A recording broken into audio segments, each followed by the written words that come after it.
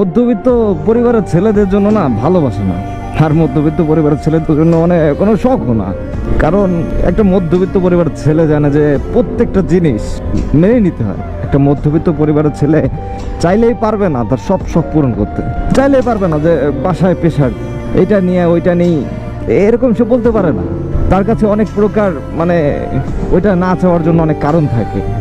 বাবা মার মুখের দিকে তাকায় অনেক সময় অনেক কিছু ছেড়ে দিতে হয়, অনেক কিছু মানে খুব চাওয়া সত্ত্বেও বা খুব চাওয়ার ইচ্ছা থাকলেও সেই জিনিসটা মানে কখনো বলতে নাই।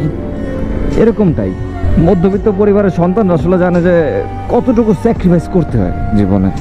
তবে মধ্যবিত্ত পরিবারের সন্তানগুলো না মানে একটু বেশি কষ্টে ভোগে। এর ভিতরে কারণ আছে। ধরেন যার কিছুই নাই তার কিন্তু এক্সপেকটেশন মোটেও থাকে না, কিন্তু মধ্যবিত্ত একটা ফ্যামিলির ছেলের কাছে হয়তো ফ্যামিলির কাছে আছে, বাট সে চাইতে পারবে না, কারণ এটা বেশি না, সে অযথা নষ্ট করতে পারবে না। সামান্যর ভিতরে তার সুখগুলা মেনটেন করতে হবে, এইটাই হচ্ছে মধ্যবিত্তের কাজ।